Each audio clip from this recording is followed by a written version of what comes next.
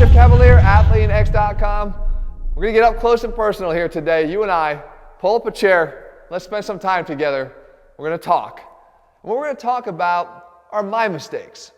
The things that I did over the years, nutrition and training, that you can benefit from because you don't have to make the same mistakes. And maybe you're currently making them and you're going to be able to identify them today and be able to stop. You know, as a good coach, I think a lot of times we have to resort to our own experiences in order to be able to coach from. And a lot of times those experiences aren't always positive. They can be negative, but when taught, can become positive because you can learn from my mistakes. So, in no particular order, the first thing that I would tell you to avoid, and it's not so much of a problem these days as it was when I was in my formative years training, and that was I avoided fat for far too long. You see, there was a time when I was growing up in the 80s and 90s, really mostly in the 90s, when fat was something to be avoided, especially in a bodybuilder's diet. Fat was kept to a very, very, very minimum. And we looked at protein and carbs, and that was it. And for the most part, all it did was cause adverse health for me. Because I experienced some things that, looking back now, were actually pretty disturbing. And had I realized I would have increased my fat intake then, when I finally did learn and started to increase my healthy fat intake, my gains started to skyrocket. I was limiting myself hormonally because I was not taking in enough fat in my diet. The fact was, I was able to literally, I was standing on a college campus in my early years of college, unable to open my eyes because the sun was so bright in my eyes, I couldn't take it. Couldn't even open them. That's how intolerant I was to sunshine. And at the same time, my hair, this hairline that you see here today, had thinned considerably. Because I used to have like a helmet head of hair. And it thinned considerably because, again, my nutrition wasn't there. But more important, my performance and my gains weren't there either. So if I could have changed one thing, if I just knew what the impact it would have had, I would just easily would have just incorporated a little bit more healthy fat into my nutrition plan. I hate the word diet. Into my nutrition plan. At that point, I would have seen much bigger gains. Second thing that I did, I talked about it before here, exerphobia. Exerphobia is avoiding the exercises that you tend to know in the back of your head are probably the ones that are most worthwhile. Why? Because they're the most uncomfortable. Why? Because they require the most effort. Why? Because when you perform them, they really hurt. Those exercises that create the most trepidation or fear before you do them are generally the ones that provide the most results. So if you're the type that will always avoid these because you'd rather just go to the comfort of a bicep curl machine, or you'd rather go and do a tricep kickback, or you'd rather do something that is a lot easier to do, maybe a leg extension machine, that's fine, but I'm telling you, you're going to hold back the gains that you could see by starting to get over the fear and addressing them. And don't start by going big after them. Start by just learning the technique with lighter weights and then building your confidence up so that you will be able to perform those exercises with more aggression, that you can be able to attack them and get what you need to get out of them. The third mistake, tying right into that, is realizing that not all exercises are for everybody. The point being here is that biomechanically, as I started to get a bigger appreciation of the biomechanics of the human body, I realized that not every single exercise is made for everybody. You know, if you have really long femurs or your femurs sit in your hip sockets in a completely different way than somebody else's, squatting may not be as comfortable for you, or squatting the same width may not be as comfortable for you, or even biomechanically impossible in the right form. So you have to be able to identify that. You don't want to continue to hammer your head against the wall saying, well, I was told that this is what I have to do, so I'm going to keep doing it, realizing that what you're probably doing is breaking yourself down, and that's exactly what I did. I broke my knees down so bad in my early years before I was even 20 years old. I had shitty knees because I continued to bang my head against a wall that was not giving in. And I wound up having knees that gave in instead. You have to be able to be willing to be creative and try things just to see if you respond better to them. I can tell you one thing I can do these days. I can reverse lunge. And I can reverse lunge with 205 pounds across my back, sometimes even more. And I can get a great workout doing it. And guess what? I don't have any knee pain doing it. So for me, it's something that works. But it took a little bit of trial and error. It took a little bit of courage to try something other than squats to realize that, hey, I can still do other things and get gains. And you have to be able to have the courage now to start experimenting with what those are for you and find the things that work for you. And if they work, that's the key.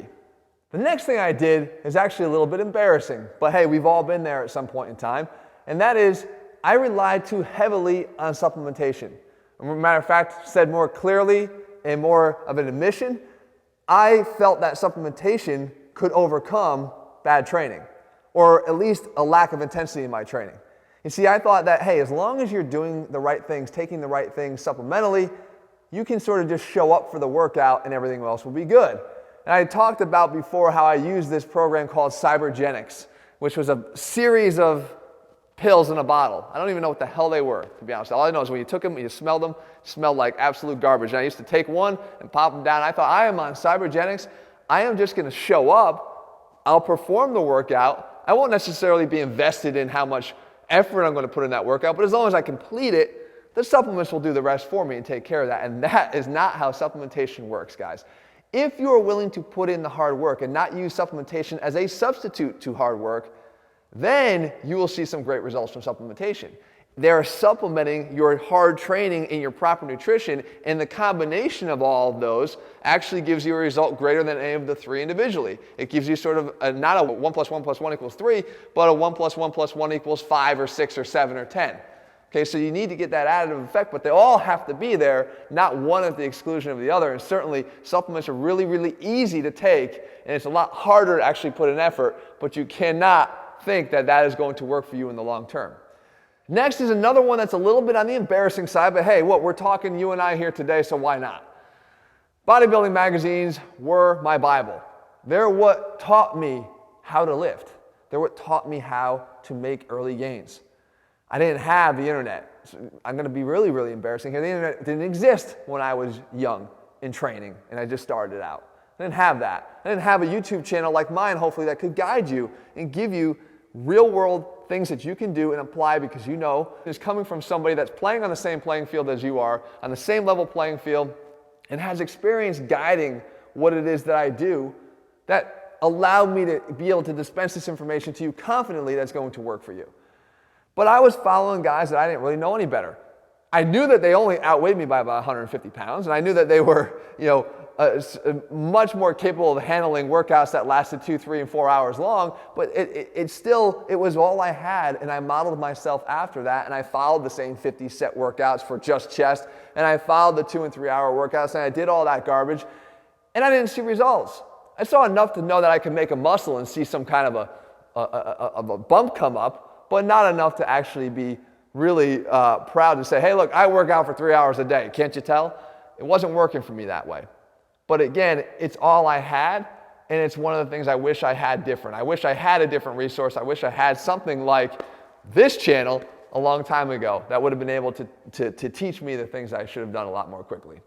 The next thing is back to nutrition, and it's another sort of admission of mine, and that is I actually felt that proteins and carbs were the only thing that existed. I already had ruled out fat, and as far as carbs, I'm thinking pasta, rice, oatmeal, the things we talk about. I even mentioned some of them in the last video about hard gainer nutrition.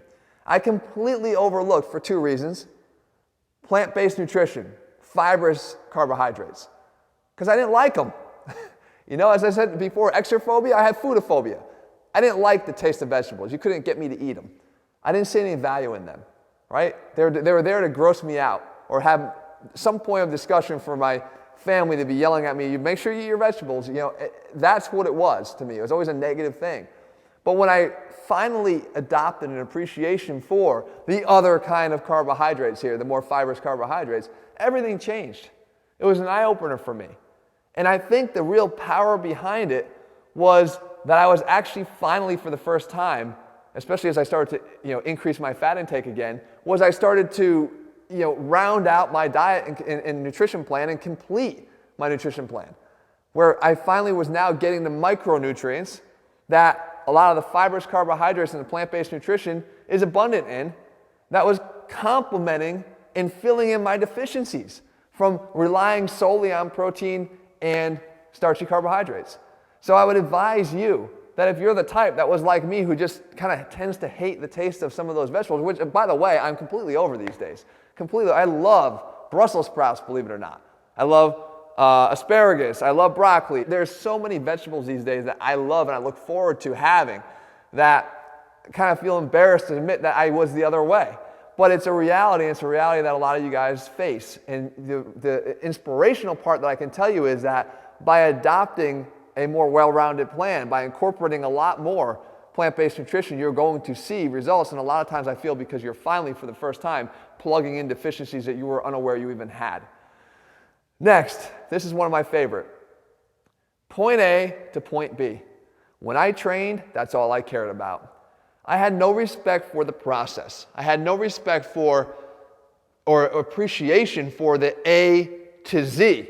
Not just A to B, but A to Z, meaning every step of the rep along the way. You cannot focus on the rep as the metric of your workout. If you do, you will not see the gains you should see. And I don't care what it is you're training for. If you're training for power, you still have to respect the A to B, because it's not just providing speed through that rep in this range. It's speed through the rep in this range, and speed through the rep in this range, and speed through the rep in this range. It's speed through the rep in the entire range, trying to accelerate the rep throughout the entire range of motion.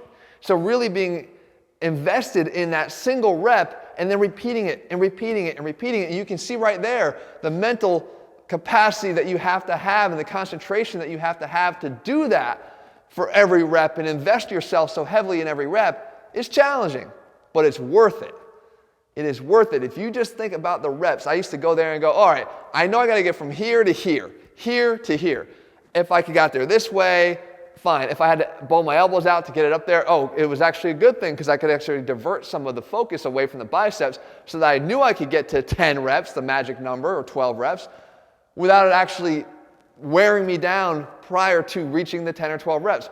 God forbid I failed at 8 or 9, I would feel like it was an unsuccessful set, and that is the wrong mindset. If I had devoted every ounce of effort I had into enjoying the rep all the way up and making sure that the tension was going to the muscle I was actually trying to place it on, who cares if it was 8 reps? It was 8 way better reps than the other ones that I did, the 10 or 12, where I did about 2 good ones and 9 or 10 half-ass reps. You cannot have that mindset and see a lot of success in the gym. Make every one as productive, and if that means uncomfortable, as uncomfortable as you can make it, and the gains will start coming, I promise you.